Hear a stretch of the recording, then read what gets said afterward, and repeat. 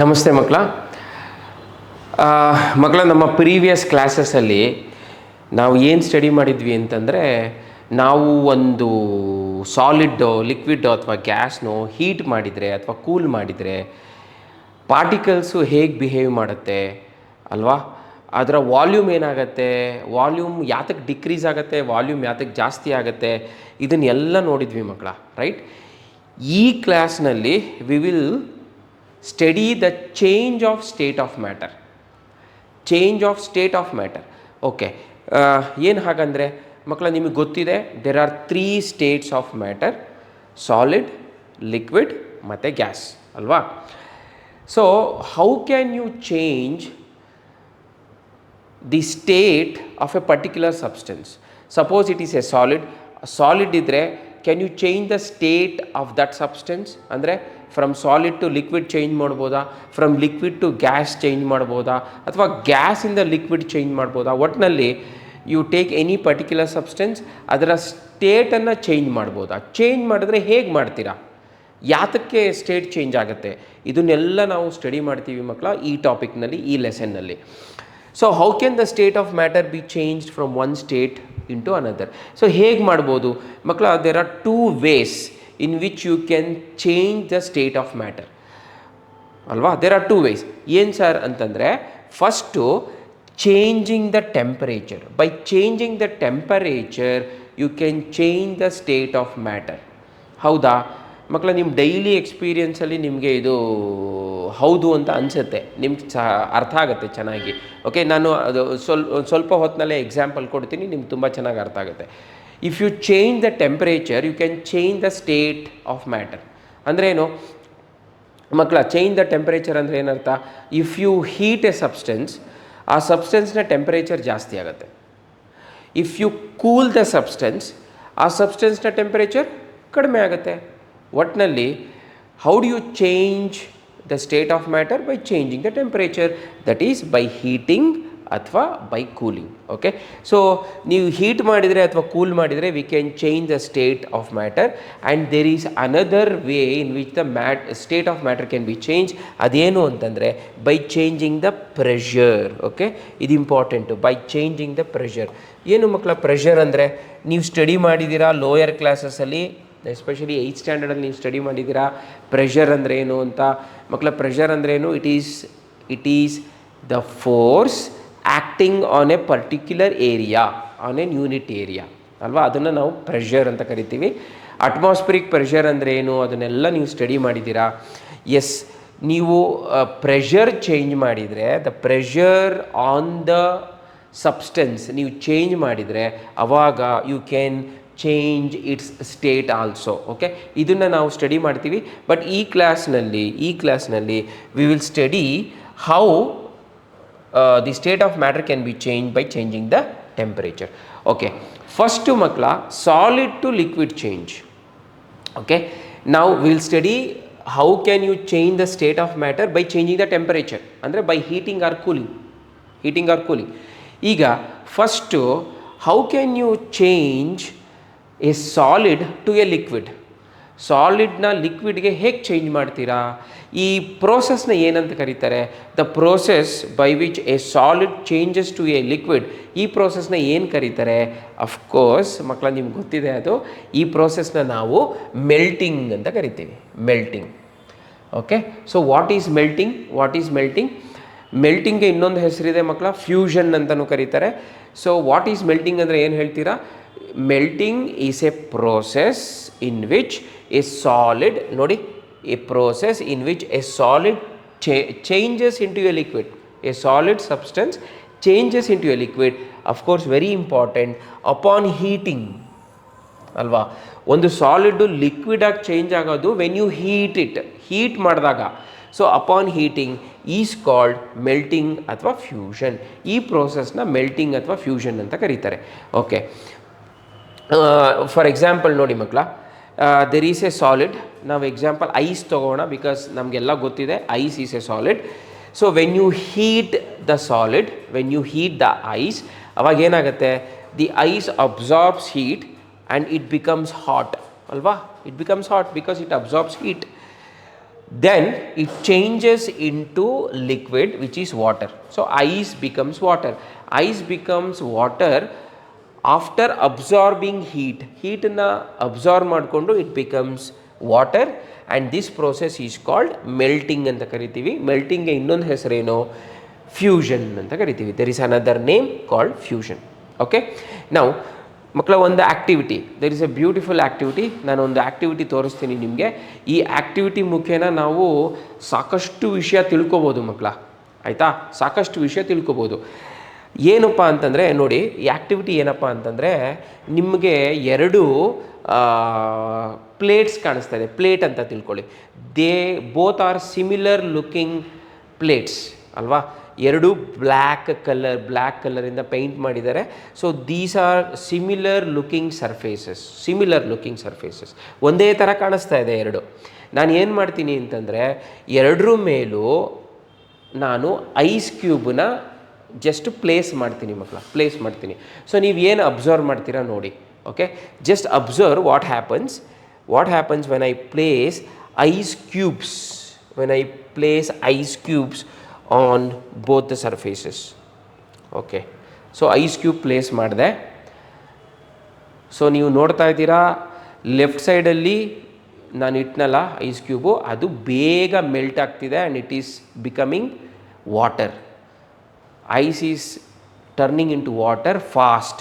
ಮಕ್ಕಳು, ಈ right side ಇದೆಯಲ್ಲ, ಅದು ಮೆಲ್ಟ್ ಆಗ್ತಿದೆ, ಅದು ಐಸೇ, ಅದು ಮೆಲ್ಟ್ ಆಗ್ತಿದೆ, ಬಟ್ ಮಚ್ ಸ್ಲೋಯರ್. ಅದು ಫಾಸ್ಟಾಗಿ ಮೆಲ್ಟ್ ಆಗ್ತಿದೆ, ಇದು ಸ್ಲೋ ಆಗಿ ಮೆಲ್ಟ್ ಆಗ್ತಿದೆ. Okay, so this is the activity. ಇಷ್ಟೇ ಆ್ಯಕ್ಟಿವಿಟಿ. ಸೊ ನಮ್ಮ ಪ್ರಶ್ನೆ ಏನು ಅಂತಂದರೆ, why do you think that this ice is melting faster than this ice? ಈ ಐಸು ಮೆಲ್ಟ್ ಆಗ್ತಿದೆ ಮಕ್ಕಳ, ಬಟ್ ಸ್ಲೋ ಆಗಿ ಮೆಲ್ಟ್ ಆಗ್ತಿದೆ, ಆಯಿತಾ? ಇಲ್ಲಿ ನಮಗೆ ಕಾಣುತ್ತೆ ಎಷ್ಟು ಫಾಸ್ಟಾಗಿ ಮೆಲ್ಟ್ ಆಗ್ತಿದೆ sir, it is becoming liquid, water ಆಗ್ತಾಯಿದೆ, ಫಾಸ್ಟಾಗಿ ಮೆಲ್ಟ್ ಆಗ್ತಿದೆ. ಬಟ್ ಇದು ಸ್ಲೋ ಆಗಿ ಮೆಲ್ಟ್ ಆಗ್ತಿದೆ, ಇದು ಮೆಲ್ಟ್ ಆಗ್ತಿದೆ, ಬಟ್ ಸ್ಲೋ ಆಗಿ ಮೆಲ್ಟ್ ಆಗ್ತಿದೆ. ನಾವು why do you think, guess ಮಾಡಿ ಮಕ್ಕಳ, why do you think that this ice cube has melted faster, ತುಂಬ ಫಾಸ್ಟಾಗಿ ಮೆಲ್ಟ್ ಆಯಿತು, compare to this ice cube? ಯೋಚನೆ ಮಾಡಿ, ವಿಡಿಯೋ ಪಾಸ್ ಮಾಡಿ ಯೋಚನೆ ಮಾಡಿ. ಎಸ್, ಸೊ ನೀವು ಯೋಚನೆ ಮಾಡಿದ್ರಿ ಅಂತ ಅಂದ್ಕೊಂಡಿದ್ದೀನಿ ಮಕ್ಕಳ. ನೋಡಿ, ಆ್ಯಕ್ಚುಲಿ ಏನಾಗಿದೆ ಗೊತ್ತಾ, ಇದೆಯಲ್ಲ ಮಕ್ಕಳ, ಈ ಪ್ಲೇಟ್ ಇದೆಯಲ್ಲ, this plate is made up of A metal and this plate is made up of A non metal. In fact it is A plastic. ಇದು ಪ್ಲಾಸ್ಟಿಕ್ಕು ಮಕ್ಕಳ, ಇದು ಮೆಟಲ್ಲು, ಅಷ್ಟೇ ಡಿಫ್ರೆನ್ಸು. ಈ ಎರಡೂ ಒಂದೇ ಥರ ಇದೆ, ಬಟ್ ಇದು ಮೆಟಲ್ಲು, ಇದು ಪ್ಲಾಸ್ಟಿಕ್. ಓಕೆ, ಸೊ ಈಗ ನೋಡಿ, ಇದು ಮೆಟಲ್ ಆಗಿರೋದ್ರಿಂದ ನಿಮಗೆ ಗೊತ್ತು, metals are good conductors of heat. Yes, very good, heat. But plastic is a poor conductor of heat. ಹೌದಾನೆ ಮಕ್ಕಳ? ಇಲ್ಲಿ ತುಂಬ ಇಂಪಾರ್ಟೆಂಟ್ ವಿಷಯ ನೀವು ನೋಟಿಸ್ ಮಾಡಬೇಕಾಗಿರೋದು ಅಂತಂದರೆ, ಇಲ್ಲಿ ನೋಡಿ, ಈ ಐಸು ಮೆಲ್ಟ್ ಆಗ್ತಿದೆ ಅಲ್ವಾ? ಮೆಲ್ಟ್ ಆಗ್ತಿದೆ. Why is it melting? Because it is absorbing heat. ಎಲ್ಲಿಂದ ಅಬ್ಸಾರ್ಬ್ ಮಾಡ್ಕೋತಾ ಇದೆ ಸರ್? ನಾವೇನು ಹೀಟ್ ಮಾಡ್ತಿಲ್ಲ ಅಲ್ವಾ? ನಾವು ಹೀಟ್ ಮಾಡ್ತಿದ್ದೀವಿ ಅದನ್ನು? ಇಲ್ಲ. So it is absorbing heat from where? ಎಲ್ಲಿಂದ ಅಬ್ಸಾರ್ಬ್ ಮಾಡ್ಕೊಳ್ತಾ ಇದೆ? ಎಸ್ ಮಕ್ಕಳ, ನೋಡಿ, this ice is at 0 degree centigrade, ಆಯಿತಾ? It is absorbing heat from the atmosphere. ಮಕ್ಕಳ ತಿಳ್ಕೊಳ್ಳಿ, ಪ್ರತಿಯೊಂದು ಸಬ್ಸ್ಟೆನ್ಸ್ಗೂ ಹೀಟ್ ಇರುತ್ತೆ, ಪ್ರತಿಯೊಂದು ಸಬ್ಸ್ಟೆನ್ಸ್ಗೂ. ಅಟ್ಮಾಸ್ಫಿಯರಲ್ಲೂ ಹೀಟ್ ಇದೆ, ಆಯಿತಾ? ಇದೊಂದು ಸಬ್ಸ್ಟೆನ್ಸ್, ಇದೊಂದು ಸಾಲಿಡ್, ಇದೊಂದು ಪೆನ್ನು, ಇದರಲ್ಲೂ ಹೀಟ್ ಇದೆ ಮಕ್ಕಳ. ಇದು ಇನ್ನೊಂದು ಸಾಲಿಡ್, ಇದರಲ್ಲೂ ಹೀಟ್ ಇದೆ. ಪ್ರತಿಯೊಂದು ಸಬ್ಸ್ಟೆನ್ಸಲ್ಲೂ ಹೀಟ್ ಇದೆ, ಆಯಿತಾ? ಸೊ ಈ ice it is absorbing heat from the atmosphere and this ice is also absorbing heat from the atmosphere. ಎರಡೂ they are absorbing heat from the atmosphere. ಹಾಗಾದರೆ ಇದು ಯಾಕೆ ಫಾಸ್ಟಾಗಿ ಮೆಲ್ಟ್ ಆಗ್ತಿದೆ, ಇದು ಯಾಕೆ ಸ್ಲೋ ಆಗಿ ಮೆಲ್ಟ್ ಆಗ್ತಿದೆ?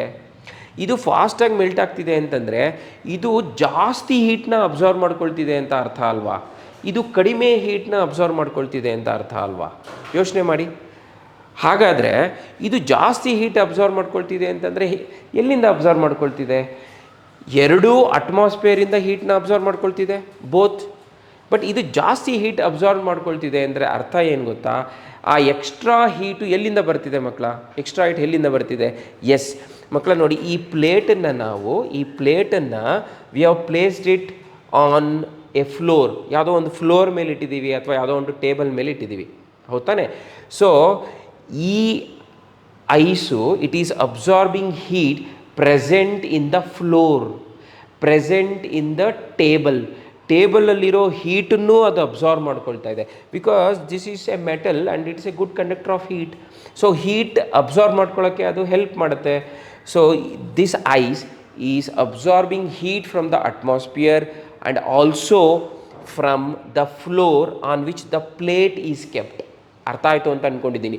But since this is a poor conductor of heat, this ice can not absorb heat from the ಫ್ಲೋರಿಂದ ಅಬ್ಸಾರ್ವ್ ಮಾಡ್ಕೊಳ್ಳೋಕೆ ಸಾಧ್ಯನೇ ಇಲ್ಲ, because this is a poor conductor of heat. ಅಂದರೆ ಇದರ ಅರ್ಥ ಏನು ಗೊತ್ತಾ ಮಕ್ಕಳ, ನಾವು ಎಕ್ಸ್ಟರ್ನಲ್ ಹೀಟ್ ಪ್ರೊವೈಡ್ ಮಾಡಲೇಬೇಕು ಅಂತೇನಿಲ್ಲ. The substances they absorb heat present in their ಸರೌಂಡಿಂಗ್ಸಲ್ಲಿರೋ ಹೀಟನ್ನು ಅಬ್ಸಾರ್ವ್ ಮಾಡ್ಕೊಳ್ಳುತ್ತೆ substances, and by absorbing the heat they change the ಸ್ಟೇಟನ್ನು ಚೇಂಜ್ ಮಾಡುತ್ತೆ. So this is a beautiful activity. We understood so many things, ಹೌದಾ ತಾನೆ? Yes. So where do you think the heat energy came from to melt the ice? It came from the surroundings ಅಂದರೆ ಏನು?